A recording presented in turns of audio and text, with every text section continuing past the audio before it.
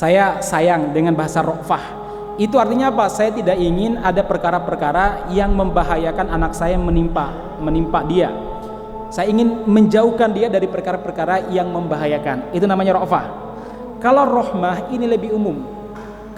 Segala bentuk kasih sayang, ya membelikan baju, menjauhkan dia dari perkara-perkara yang merusak dia, perkara-perkara yang membahayakan dia, itu namanya rohmah. Orangnya punya sikap rohmah, ya. Orangnya punya sikap rofah. Nah, rofah lebih khusus dalam masalah hal-hal yang dibenci. Dia tidak ingin terjadi pada orang yang dia cintai, dan kalau itu menimpa orang yang dia cintai, dia ingin sekali segera melepaskan ataupun menjauhkan orang yang dicintai dari keburukan-keburukan atau dari perkara yang membuat dia madorot, ya. Itu Nabi Muhammad rofah dan rohmah. Artinya kita sebagai seorang guru seharusnya punya sikap rofah kepada murid-murid kita, baik itu anak kita atau murid kita dalam makna orang taklim ataupun mungkin muridnya di kelas. Kalau kita sebagai seorang guru ada rasa jangan sampai ada hal-hal yang buruk yang menimpa murid saya.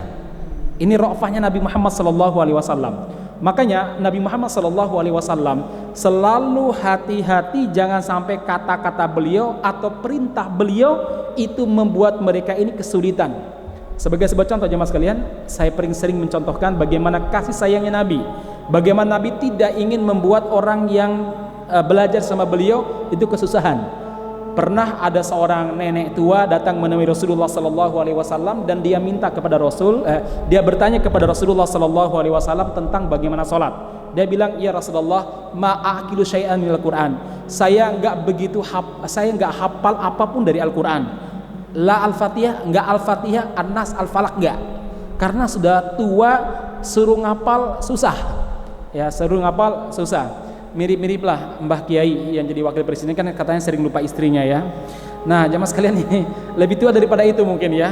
Dia lupa, dia bilang, ya Rasulullah, ma'akilu syai'an minal Quran. Saya nggak hafal sedikit pun dari Al-Quran. Wa kaifa usolli? Bagaimana saya sholat?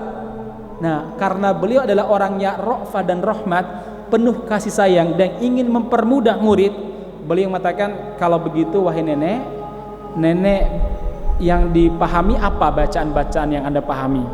Ya, saya paling tahu subhanallah walhamdulillah Allahu akbar. Yes, nenek kalau sholat berdiri ya baca itu, ya ruku baca itu, ya sujud baca itu. Dia nggak paham apa-apa jemaah sekalian. Rasulullah tidak membebani dia karena Rasulullah SAW tidak ingin mempersulit orang yang belajar kepada beliau. Tentu beliau punya pertimbangan dan punya takaran, ya. Kira-kira orang ini bisa hafal apa tidak. Ya, kalau yang bertanya kepada beliau anak muda, ya jawabannya beda pasti, ya. Anda harus belajar, ya. Kalau nggak belajar nanti begini. Tapi kepada orang yang kesulitan, ya beliau tidak akan menyulitkannya. Jadi pahami, ya. Ini Nabi Muhammad SAW, ra'fah wa rahmah. Kemudian yang kedua, wa tarkil anati wa hubil yusr. Nabi Muhammad SAW sama sebenarnya, tarkul anat. Beliau menjauhkan diri dari memberat-beratkan, sama hampir sama, wa hubul yusr, dan ingin sekali mempermudah muridnya. Sekali lagi, beliau tidak memberatkan dan selalu berprinsip mempermudah.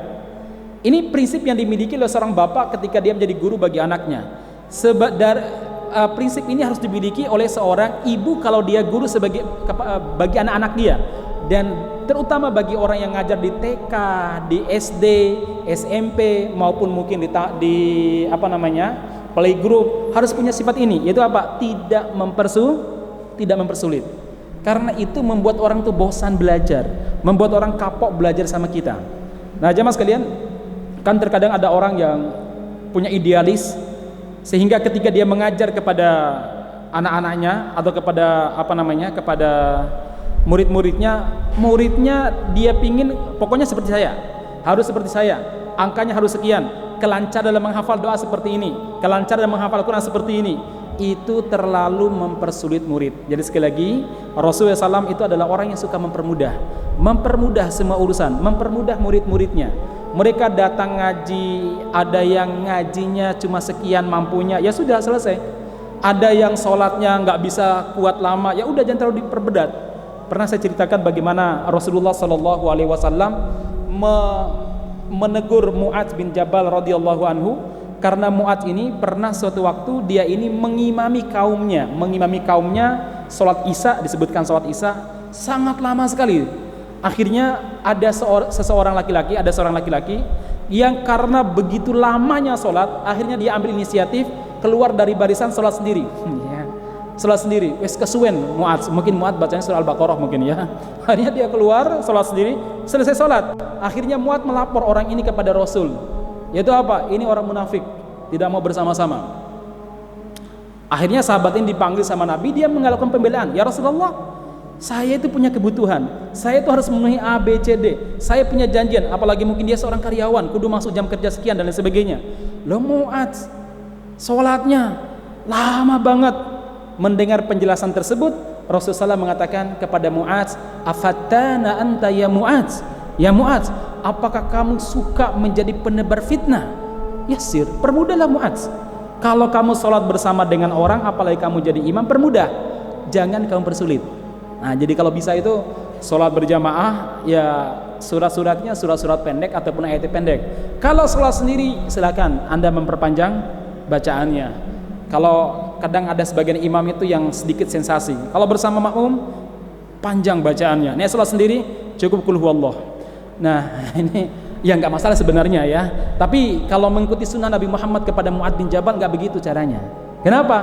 Mempermudah. Di sini sebutkan tarkul anati wa hubbul yusr. Nabi Muhammad itu sebagai seorang guru mempermudah, tidak mempersulit. Ya kalau muridnya cuma baca Bismillah, ya Anda mampu apa baca Al-Quran? Misal ada orang mau masuk Islam, tapi saya nggak bisa apa-apa ketika sholat, ya wes, kamu ikut saja. Kamu bisanya baca apa? Rata-rata kalau di Indonesia orang Kristen biasanya biasa baca Bismillah, wes Bismillah toh. Jadi Bismillah, wes selesai. Ya. Toh ruku pun nggak baca apa-apa nggak masalah, sujud pun nggak baca apa-apa nggak masalah. Tahiyatnya ya udah ikut aja ya ikut asyhadu an la ilaha illallah wa asyhadu anna muhammadar rasulullah, selesai salam. Ya. Mempermudah jamaah sekalian, jangan terlalu mempersulit.